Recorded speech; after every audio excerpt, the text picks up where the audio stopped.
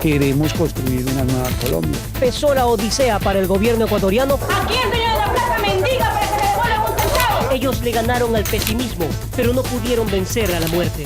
Estas imágenes siguen estremeciendo al mundo. Se llaman masacre, porque no quieren ver a nadie vivo. Simplemente no debió estar en la aeronave el momento de la accidente.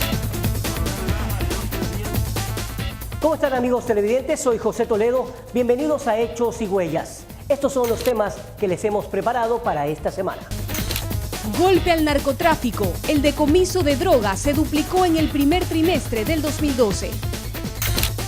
Se cumplen 33 años de la muerte del expresidente José Velasco Ibarra. Malformaciones congénitas, un problema de salud latente. Crece la influencia de las redes sociales en el ámbito laboral. A sus 88 años, la escultora Yela Lofredo sigue creando y fomentando arte. Iniciamos.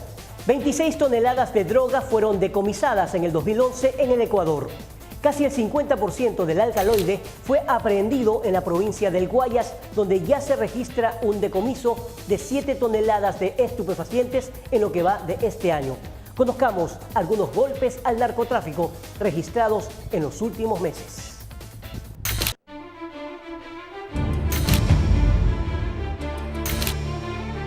En menos de 3 meses, 7 toneladas de droga han sido decomisadas en puertos y aeropuertos de Guayaquil. Esto representa más de la mitad del alcaloide aprehendido en el 2011. Por la vía marítima, básicamente, en lo que va del año para la provincia del Guayas se han recopilado aproximadamente unas de 5 a 7 toneladas. Es bastante. Es verdad, en el primer trimestre se ha capturado o se ha aprehendido mayor cantidad de droga que en el año 2011, pero eso no necesariamente obedece a unos estándares establecidos. El último golpe al narcotráfico se registró el 15 de marzo en el puerto marítimo, cuando un can de antinarcóticos detectó la presencia de alcaloide en el interior del buque Leto, que cubría la ruta Centroamérica-Europa. 2 ecuatorianos fueron detenidos. Se decomisaron 160 kilos aproximadamente de droga. La droga estaba en maletas. Evadieron todos los controles policiales y quisieron subir al barco luego de que no pasaron por el control policial. Algo que nos llamó la atención últimamente fue en una droga que se encontró en un barco específico, que se le encontró un dispositivo satelital. Este dispositivo satelital, primera vez que lo encontramos en una droga, o sea que hay un seguimiento a la sustancia una vez embarcada en Puerto Guayaquil. Un mes antes, el 12 de febrero, Antinarcóticos del Guayas detectó un container que llevaba en su interior frutas con droga. En total fueron 3.5 toneladas de alcaloide en el operativo denominado Invierno Bravo. A inicios de ese mes, el pasado 4 de febrero, la policía decomisó 1.2 toneladas de droga, escondida en cajas de banano, dentro de contenedores cuyo destino también era Europa. La operación, que se extendió a 2 predios agrícolas del cantón Mocache en la provincia de Los Ríos, de donde se presume se embarcó el alcaloide, fueron detenidas 9 personas. Sí, en el primer caso tenemos 6 procesados, en el segundo caso tenemos 3 procesados hasta el momento. En el primer caso hay un dominicano y en el segundo caso son ciudadanos ecuatorianos que hasta el momento se ha podido establecer. Actualmente en el Ecuador las penas para los narcotraficantes van de 8 a 16 años de reclusión mayor y si están asociados a otro tipo de delitos graves pueden recibir una acumulación de hasta 35 años. Sin embargo, en la Asamblea Nacional se discute la reforma al Código Integral que establece por categoría los delitos de narcotráfico. Esta propuesta genera diferentes reacciones. Lo que sí me llama la atención, de acuerdo a lo que nosotros observamos, las penas bajan. Hay penas de 1 a 3 años de prisión y actualmente son de reclusión extraordinaria y ahora hay otras que bajan a prisión. Aplica el principio de proporcionalidad. No es lo mismo que se aplique una misma pena a un delito pequeño como a un delito grande. Me estoy refiriendo exclusivamente al delito de narcotráfico. Hasta hoy está establecido la misma sanción para el que comercialice con una mínima cantidad como para el que comercialice con inmensas cantidades. Al momento en que el Estado establezca un mínimo de consumo para una sustancia, usted legaliza el uso de una sustancia. Y yo le reitero, no considero que debe de darse eso. El problema de salud pública por las adicciones no se va a curar con permitirle a usted usar 5 gramos de cocaína y tenerla en su cuerpo. Yo creo que se debe discutir en foros más específicos sobre el tema.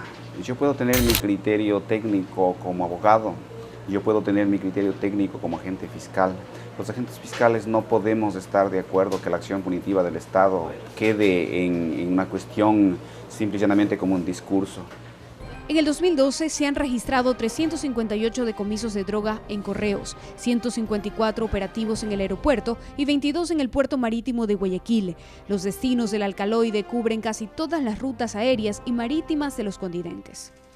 Nosotros trabajamos en base a perfiles. En base a los perfiles simplemente es para determinar una sustancia sospechosa. Si mandamos, por ejemplo, un repuesto de un vehículo, que aquí hay cualquier cantidad de lugares donde ven repuestos, entonces no tiene objeto de que se mande hacia otro lugar.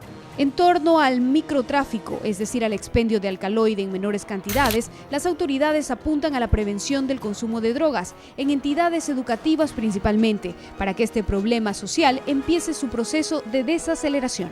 Shirley Sosnavas, Hechos y Huellas.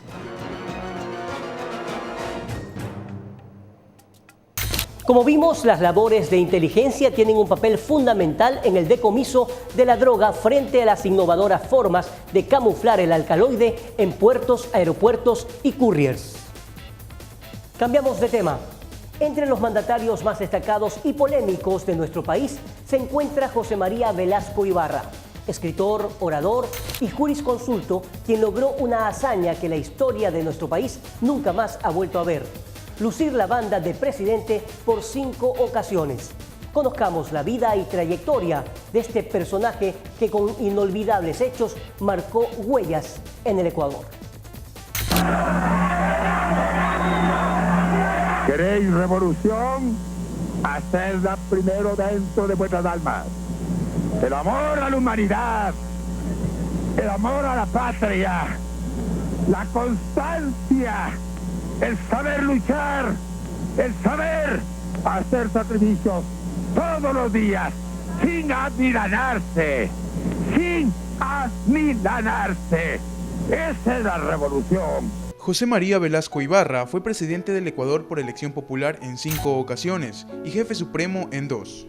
Procedente de una familia acomodada, nació en Quito el 19 de marzo de 1893, hijo del ingeniero Alejandrino Velasco y doña Delia Ibarra. Sus estudios secundarios los siguió en el Colegio San Gabriel y en el Seminario Menor San Luis de Quito, la secundaria en el Colegio Mejía, y luego ingresó a la universidad graduándose de abogado en 1922. Su figura lideró la escena política ecuatoriana durante una gran parte del siglo XX. Profundamente católico y con un gran intelecto, notable político, escritor y pensador, su mayor relevancia en la historia del Ecuador es haber implantado en el país la libertad electoral, la libertad de educación y la libertad religiosa. Al individuo respetamos. Su vida política la inicia en 1932, cuando fue nombrado diputado de la República. Inmediatamente fue nombrado vicepresidente de la Cámara de Diputados y unos días después presidente de la misma. En 1933 se postula a las elecciones presidenciales y obtiene la más alta votación de la historia del Ecuador, ganando con el 80% de los votos.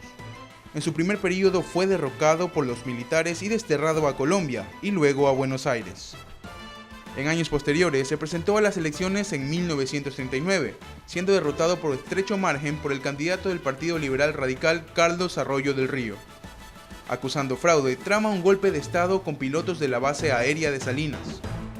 A su regreso en 1944, colaboró con la caída del presidente Carlos Arroyo del Río y posteriormente fue nombrado presidente provisional. El año 44, cuando yo llegué después de la Revolución de Mayo en el Ecuador, fui apoyado y fervorosamente por comunistas, por socialistas, por conservadores, hasta por liberales. Sin embargo, una vez más sus impopulares políticas le hicieron perder apoyo y en 1947 fue expulsado nuevamente del poder por el ejército. Años más tarde, en 1952, fue elegido para un mandato de 4 años. Dejó el cargo en 1956 para ser reelegido nuevamente en 1960 y derrocado al año siguiente.